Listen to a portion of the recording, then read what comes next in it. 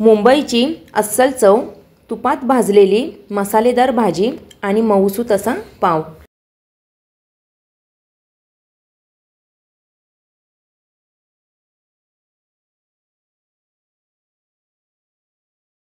Namaste, me Pallavi, simply cook with पल्लवीच्या किचनमध्ये तुमचं खूप खूप मनापासून स्वागत आहे। चला तर मग उशीर न करता इथे रेसिपीला सुरुवात करूया। इथे पावभाजी बनवण्यासाठी आपल्याला इथे मी गाजर घेतलेले आहे, एक बीट चिरून घेतलेला आहे, 2 ते 3 मी टोमॅटो घेतलेले आहेत। काही टोमॅटो आपल्याला प्युरी करून ती फोडणीमध्ये घालायची आहे। इथे मी पाव किलो फ्लॉवर घेतलेला आहे आणि 4 मी इथे बटाटे घेतलेले आहेत। यात आपल्याला सर्व भाज्या शिजायला टाकायच्या आहेत एकत्र करून।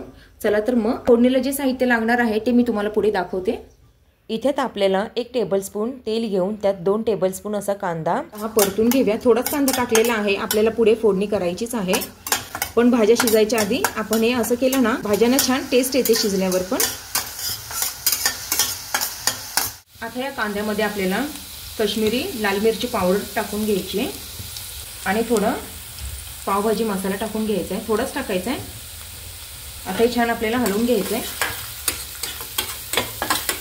आता ह्यामध्ये आपल्याला सर्व भाज्या अशा एकत्र घालून शिजून घ्यायच्या आहेत। त्या कुकरला आपल्याला 1-2 शिट्ट्या करायच्या आहेत, म्हणजे भाज्या छान अशा मऊ शिजल्या जातील। ज्या ज्या तुमच्याकडे भाज्या असतील त्या सर्व टाकल्या तरी पण चालतील। आपण ह्याला हलवून घेऊया। थोडं आपण याच्या चवीनुसार मीठ टाकून घेऊया, म्हणजे पटकन भाज्या शिजल्या जातात आणि भाज्यांना चव पण छान लागते। ह्या सर्व भाज्या आपल्याला अशा हलवून घ्यायच्या आहेत, म्हणजे सर्व मसाला ह्याला छान असा लागला जातो, मीठ लागलं जातं। आता ह्याच्यात आपल्याला शिजण्यासाठी थोडंच पाणी ओतून घ्यायचं आहे, जास्त पाणी आपल्याला ह्याच्यात ओतायचं नाहीये। थोडं पाणी ओतल्यामुळे काय होतं ना, भाज्या ह्या पटकन छान शिजतात, मऊ शिजतात। आपल्याला यात वाटाणा पण घालायचा आहे, पण तो फ्रोझन वाटाणा आहे। तुमच्याकडे जर शेंगांचा वाटाणा असेल तर तुम्ही आत्ताच ह्याच्यामध्ये तो शिजायला घालायचा, पण माझ्याकडे फ्रोझन वाटाणा आहे म्हणून मी तो परत शेवटी घालणार आहे। इथे मी थोडं पाणी घालून घेते। आता 1 ग्लास मी इथे पाणी घातलेलं आहे। आता आपण ह्याला झाकण लावून 2-3 शिट्ट्या होऊन देऊया।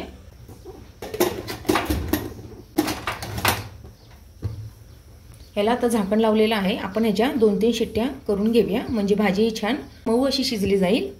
तोपर्यंत आपण फोडणीची तयारी करून घेऊया। इथे तर मी मोठे फोडणीसाठी 4 कांदे घेतलेले आहेत, ते मी बारीक चॉपरने चॉप करून घेतलेले आहेत। आलं लसूण पण हे चॉप करून घेतलेले आहे बारीक मी।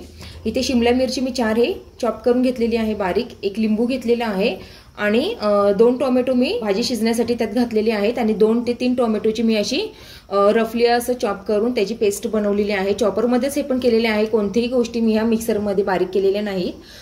आता इथे आपल्याला फोडणीसाठी बटर घालून घ्यायचं आहे आणि थोडं आपल्याला तेल घालायचं आहे, म्हणजे काय होतं ना बटर हे जळलं जात नाही। इथे आता आपण कांदा हा परतायला घालूया। कांदा आपल्याला छान असा परतून घ्यायचा आहे तेल सुटेपर्यंत। आणि मिक्सरला लावलं ना काय होतं, कांद्यात जास्त तेल हे शोषलं जातं आणि तो चांगला परतला जात नाही, म्हणून आपल्याला असा बारीक चॉप करूनच घ्यायचा आहे। आपला कांदा हा छान असा लाल परतून झालेला आहे। आता आपण यामध्ये आलं लसणाची जे चॉप करून घेतलं होतं ते घालून घेऊया आणि छान असं परत एकदा हलवून घेऊया आपण।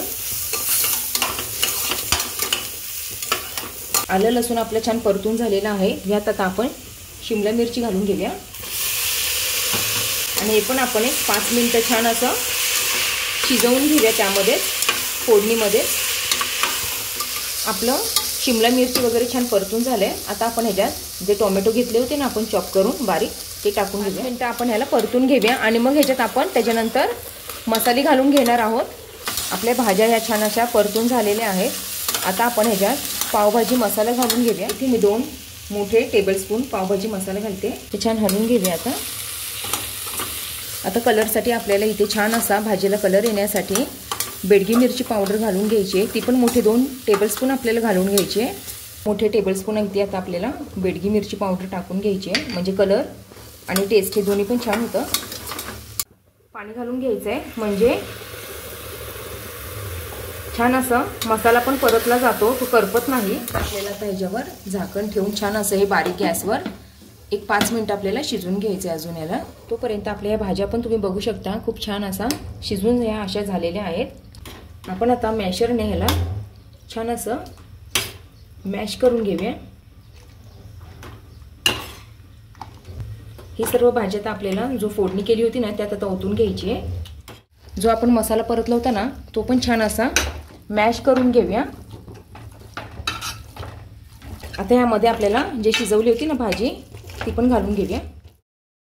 भाजी मॅश करताना हाताला जोर द्यायचा आहे। जितकी भाजी ही स्मूथ होईल तितकीच पावभाजी ही टेस्टी होते। इथे आता आपण चवीनुसार असं मीठ घालून घेतलेलं आहे। आधी पण आपण घातलं होतं शिजवताना भाजी, त्याच्यामुळे मी इथे थोडंच घातलेलं आहे। यामध्ये आता आपल्याला फ्रोझन वाटाणा घालून घ्यायचा आहे। आपण हे सर्व असं परतून घेऊया। वाटाण्याचा आपल्याला गाळण्या असं करून घ्यायचा आहे। असाच तो छान दिसतो। मुंबईची पाणीपुरी पण खूप छान लागते।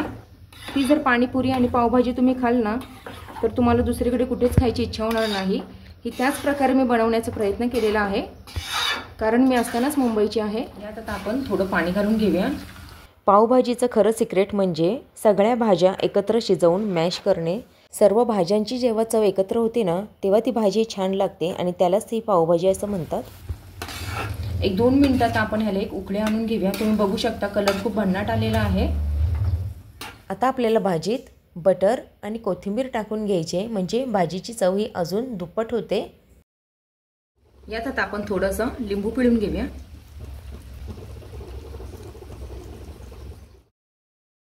इथे मसाला पावासाठी आपल्याला बटर टाकून घ्यायचंय।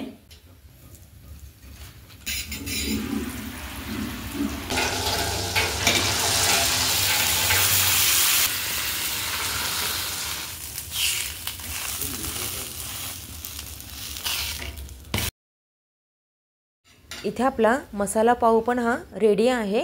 बस गरमागरम पावभाजी इथे तयार आहे। वरून बटर, कांद्याचा तिखट ताजा स्वाद आणि लिंबाचा थेंब। झाली ना परफेक्ट स्ट्रीट स्टाईल मजा। कशी वाटली रेसिपी? आवडली का? मग नक्की लाईक, शेअर आणि सबस्क्राईब करा। चला तर मग भेटूया अशा एका छानशा नवीन रेसिपीमध्ये। तोपर्यंत पावभाजी एन्जॉय करा। बाय।